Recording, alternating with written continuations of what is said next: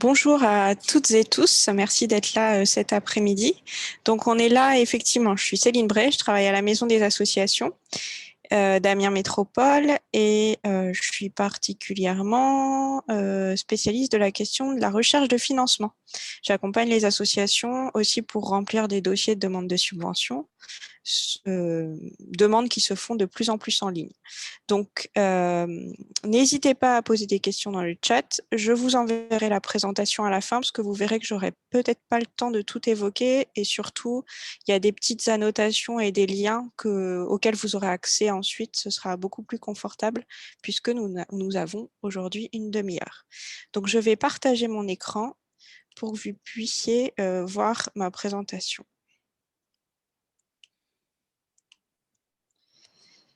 Hop, normalement, c'est bon. Est-ce que c'est bon? Ça marche. Voilà. Donc, alors, avant de rechercher des financements et demander des financements, répondre à des subventions, des appels à projets, ça se fait de plus en plus en ligne. Mais pour trouver la bonne information, il faut savoir ce qu'on cherche. Donc, avant de foncer tête baissée sur un moteur de recherche, il est important de savoir pour quel projet vous cherchez des financements. Est-ce que vous cherchez des financements pour le fonctionnement de l'asso? Est-ce que vous cherchez des financements pour un projet précis, un événement? Et il faut bien que vous ayez consulté tous les membres de l'asso, enfin les membres au moins les bénévoles, les membres de la gouvernance, pour que chacun vous puissiez faire des recherches équivalentes. Donc ça, c'était un petit préalable. On va aller rentrer dans le vif du sujet. Une fois sur Internet, devant l'écran d'ordinateur ou sur le smartphone, comment fait-on pour trouver les bonnes infos au bon endroit? Je porte un projet environnemental qui s'adresse aux enfants. Eh bien, nous, on a mâché le travail pour vous. On a une plateforme qu'on met à jour régulièrement qui s'appelle appelaprojet.org, que certains d'entre vous connaissent peut-être déjà. Cette plateforme a été mise en place il y a quelques années avec le mouvement associatif des Hauts-de-France et la Maison des associations, soutenue aussi par la CRES des Hauts-de-France. Et elle recense des appels à projets accessibles à toutes les associations de France métropolitaine et d'outre-mer également, et aux associations, enfin, vous verrez, si vous vous baladez sur la plateforme, vous vous rendrez compte qu'il y a des appels à projets régionaux également. Alors, essentiellement des Hauts-de-France, là, typiquement, vous voyez un appel à projet pour les subventions aux associations sportives à Amiens Métropole. Eh bien, c'est parce qu'elle est animée par des référents en Hauts-de-France que cette plateforme va comprendre également des appels à projets spécifiques. Et puis, on a des contributeurs extérieurs. Parfois, certaines collectivités d'autres régions ou certains mécènes qui lancent un appel à projet pour une région spécifique publient des appels à projets que nous validons.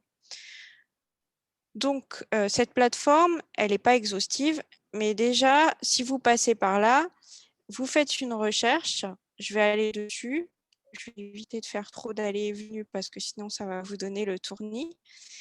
Mais voilà, vous avez un petit moteur de recherche et vous tapez des mots-clés, exemple, le sport. Vous allez normalement trouver un certain nombre d'appels à projets dans le sport. Voilà, ça c'était un exemple. Donc, vous aurez le lien ensuite quand je vous enverrai la présentation. Comme je le disais, par contre, imaginons que vous êtes une association en Pays de la Loire.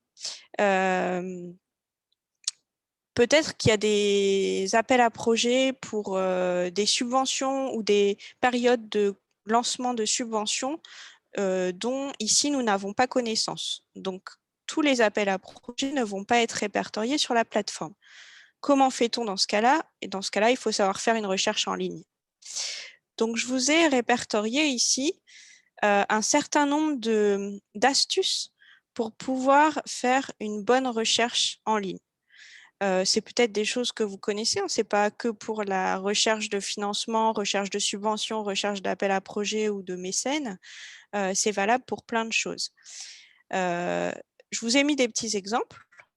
C'est vrai que, par exemple, quand on recherche un appel à projet, qu'on porte un projet dans le champ de l'éducation, des fois, l'appel à projet, dans le titre, comprend pas forcément le mot éducation. Donc, peut-être qu'on va rechercher des mots avec la même racine. Donc, voilà, je vous ai répertorié quelques astuces. Il faut savoir utiliser les petits, les étoiles, les guillemets, et la recherche sera beaucoup, beaucoup plus efficace. Là, je vous le montre rapidement, vous pourrez y revenir. Je pense que les plus importantes sont les quatre premières lignes du tableau. La recherche en ligne, avec le numérique, avec le développement du numérique, le crowdfunding a littéralement explosé. Donc le crowdfunding, crowd c'est foule, c'est financement par les foules, mais en ligne. Donc, en fait, sur Internet, les porteurs de projets et les financeurs se rencontrent. Ça permet de financer un projet précis. Excusez-moi, il y a une petite faute dans la présentation. Un projet précis, pourquoi? On ne peut pas lancer une campagne de crowdfunding pour le fonctionnement global d'une association. Ça va plutôt être, par exemple, j'ai un projet de construction de moulins. Je sais exactement combien ça va me coûter et je vais demander, pour que la campagne réussisse, je ne vais pas demander 14 000 euros. Je vais demander 8 000 euros, 10 000 euros. Enfin, en tout cas, je vais demander un montant que je suis sûre d'atteindre. Parce que si vous n'atteignez pas le montant de votre campagne, vous risquez de faire échouer totalement le projet. Comment ça se passe? Il faut être sûr d'avoir du temps, de savoir réseauter. En fait, si vous lancez sur une plateforme de crowdfunding, il y en a énormément. Je vais vous montrer après comment savoir vers quelle plateforme se diriger pour pouvoir publier votre projet en ligne et pour avoir toutes les chances de votre côté pour que les bons internautes qui ont envie de soutenir votre projet puissent tomber sur votre projet en naviguant sur Internet. Mais donc, il faut savoir voilà, communiquer sur Facebook et surtout, il faut que la campagne ne dure pas plus de 2 mois. Voilà, on a 2 mois, on a 5 000 € à récolter pour que notre projet de soutien scolaire aboutisse. Vous pouvez très bien demander de l'argent que vous allez rembourser. Vous avez juste besoin d'une aide au démarrage. Ça peut être le crowdfunding, c'est très utilisé dans le monde de la culture, par exemple. On propose aux internautes de soutenir un festival et on leur offre en contrepartie un billet d'entrée pour un concert, par exemple. Donc, ça peut être un prêt également. Donc, il y a plusieurs formes de campagne. Et moi, je conseille toujours cette plateforme pour, en fait, comme il existe, si votre projet est environnemental, comment savoir sur quelle plateforme vous devez déposer votre projet? Eh bien, ce site, tous nos projets Pays France, va vous permettre de savoir vers quelle plateforme vous tournez. Donc, vous pouvez remplir un petit questionnaire. Mon projet a-t-il un modèle économique rentable? On va dire non. C'est une plateforme qui est faite pour des structures de l'économie sociale et solidaire en général. Je peux proposer des contreparties intéressantes à ma communauté. Par exemple, vous pouvez proposer des billets d'entrée à un festival, vous dites oui.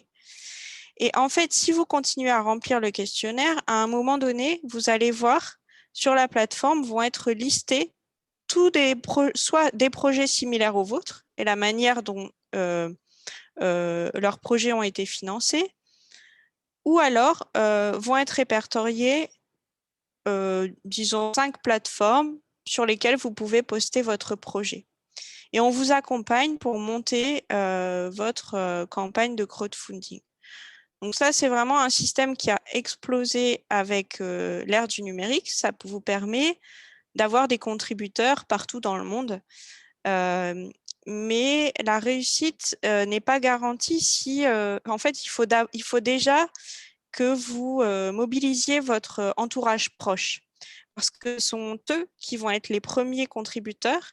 Et si un internaute qui ne connaît pas du tout votre projet tombe dessus, mais le projet lui semble intéressant, si vous avez 0 € de contribution, il va se dire oh, ce projet, il est peut-être un petit peu fragile, il n'en vaut pas la peine, donc je vais aller voir un autre projet. C'est l'effet boule de neige en fait. Les premiers contributeurs vont vous amener d'autres contributeurs. Dernière chose, concernant la campagne de crowdfunding, si vous faites donc une campagne de financement participatif en ligne, campagne de crowdfunding, vous devez, comme une association qui fait une quête sur la voie publique, vous devez normalement déclarer cet appel à la générosité à la préfecture. Alors, concernant la préfecture de la Somme, personnellement, avec une association, j'ai fait le test.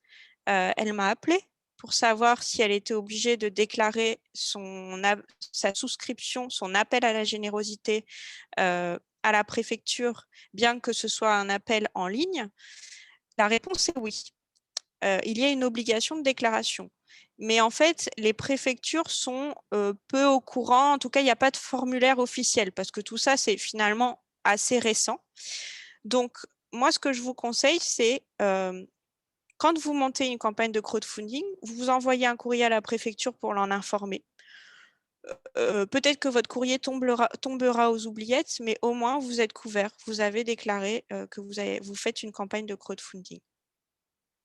Je ne vous cache pas que très peu de personnes le font, mais voilà.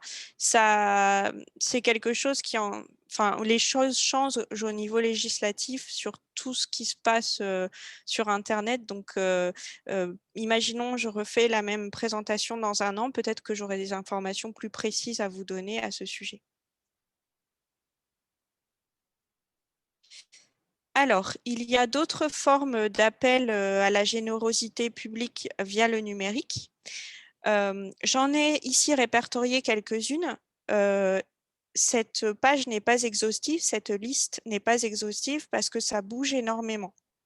Il y a quelques temps, j'ai participé, il y a quelques années, à un séminaire de la Fondation française des fundraisers. Ils ont présenté un certain nombre de plateformes qui aujourd'hui n'existent plus parce que souvent c'est créé par des startups. Ça s'est un peu cassé la figure, donc ça va très vite.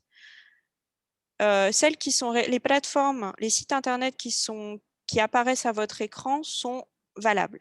En tout cas, ils existent à ce jour. Mais souvent, par exemple, Itikiti, pour la collecte numérique, c'est réservé aux associations d'utilité publique. J'ai envie de vous dire, les collectes sur la voie publique, c'est un peu pareil. Quand vous vous baladez dans le centre-ville, en général, vous voyez un certain nombre de personnes qui vous demandent de répondre à des questionnaires, etc. Et vous vous rendez compte que c'est plutôt des ONG ou des associations reconnues d'utilité publique, telles que le Secours populaire, l'association Aide, des associations comme ça. Donc, je vous ai quand même mis le lien parce que Itikiti, on peut imaginer de faire des tombolas en ligne, par exemple. Le site Goodit, c'est pareil, il est plutôt réservé à des ONG, des grosses ONG. Et en fait, c'est la pub qui va financer votre projet. C'est un peu le même fonctionnement que le moteur de recherche lilo.org. Là, les internautes qui sont sur Lilo vont cumuler des gouttes via leur recherche, puis les internautes vont pouvoir utiliser leurs gouttes pour soutenir un projet.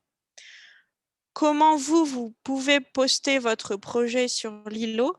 En fait, quand vous vous rendez sur la plateforme, vous vous rendez compte qu'il y a un petit onglet qui vous invite à présenter à votre projet et vous êtes retenu ou pas. Ensuite, alors Lilo, pendant un moment, n'acceptait plus de projets parce qu'il y avait énormément de demandes, mais je pense que là, c'est reparti, si je ne dis pas de bêtises. Il y a d'autres moteurs de recherche qui développent aussi ça. Autre système, vous avez peut-être entendu parler de l'arrondi sur salaire ou du don sur salaire. En fait, ce sont les entreprises qui décident de mettre ça en place.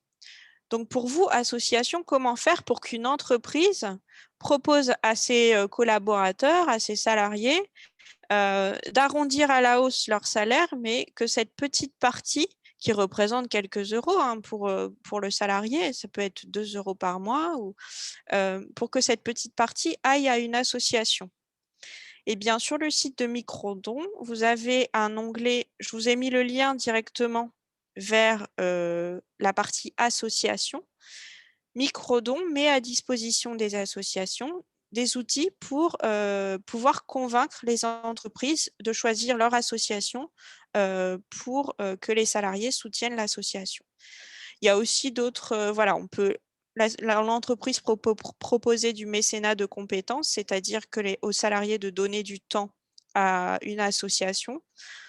Donc voilà, tout ça, c'est des plateformes qui, Microdon, ça existe depuis longtemps, c'est fiable. Itikiti, ça fait assez longtemps que ça existe aussi.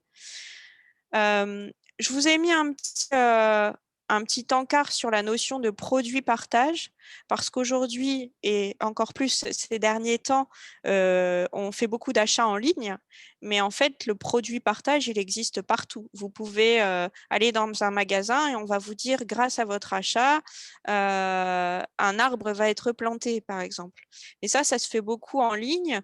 Je me souviens récemment, j'avais vu sur le site de la Fnac, on pouvait acheter un nounours en plus ou qui avait un petit logo d'une association dessus et l'argent était reversé à une association. Donc, le produit partage, c'est plutôt accessible aux associations d'utilité publique. C'est pour ça que je ne vais pas aller plus loin, mais en fait, il repose un peu sur le même principe que tout ce qui est don sur salaire, arrondi en caisse, etc. Et c'est aussi l'organisme Microdon qui fait un peu référence en la matière pour renseigner les associations sur ces systèmes de appel à la générosité des citoyens. J'en profite pour regarder l'heure. Eh bien, voilà. Alors, dernière petite chose. Aujourd'hui, comme je le disais en début de présentation, la plupart du temps, on demande aux associations de faire les demandes de subventions en ligne. Comme quand j'ai regardé un petit peu la liste des participants aujourd'hui, j'ai vu que vous habitez partout. Il n'y a pas que des personnes de la région Hauts-de-France, du département de la Somme ou d'Amiens Métropole. Donc, je ne vais pas vous présenter aujourd'hui les sites, les plateformes sur lesquelles on demande des subventions à la région Hauts-de-France, au département de la Somme. Je les ai mis dans les liens utiles à la fin. Comme ça, vous aurez les liens. Par contre, j'ai quand même mis un lien qui me semble indispensable pour tout le monde, parce qu'aujourd'hui, pour solliciter du fonds de développement pour la vie associative, il faut absolument passer par une plateforme. Et si vous savez remplir une demande de subvention sur le compte asso, vous savez remplir une demande de subvention sur toutes les plateformes de demande de subvention en ligne. Et pourquoi je vous montre celle-ci? Parce que le Fonds de développement pour la vie associative est accessible à énormément d'associations dans la mesure où celles-ci font appel à beaucoup de bénévoles, créent du lien social notamment en milieu rural. Les critères changent un peu chaque année, mais pour vous présenter le contexte du FDVA, ça s'est créé, ça remplace l'enveloppe parlementaire, le soutien que les députés pouvaient proposer précédemment aux associations. Donc, en gros, il y a beaucoup d'associations qui peuvent être soutenues, aussi celles qui travaillent dans le champ de l'environnement ou qui font beaucoup d'interassociatifs, par exemple. Et puis, cette plateforme, elle est aussi, c'est aussi sur celle-ci que les associations qui sont déclarées, qui ont l'agrément de jeunesse et d'éducation populaire, c'est sur cette plateforme pour demander du FONJEP, par exemple, le fonds jeunesse éducation populaire. C'est sur cette plateforme que les associations vont le demander. Donc, moi, je vous encourage vivement à aller faire un tour sur le compte asso, à créer votre compte, parce que peut-être qu'en premier trimestre de l'année prochaine, vous pourrez solliciter du FDVA. Pour savoir utiliser le compte asso, la Maison des associations a créé une fiche pratique. Je vais directement sur cette fiche pratique pour vous guider, un petit tuto en fait, qui vous redit à quoi sert le compte asso et également pour vous guider dans vos démarches. Voilà, c'est aussi un lien que j'ai mis à la fin de la présentation. Excusez-moi, j'espère que je ne vous donne pas trop le tournis. Voilà, donc j'en ai fini avec la présentation. Je vous remets les liens et un peu plus de liens pour que vous puissiez retrouver tous les sites que j'ai cités. Et je suis à l'écoute pour répondre à vos questions. Alors, je n'ai pas vu de questions passer dans le chat.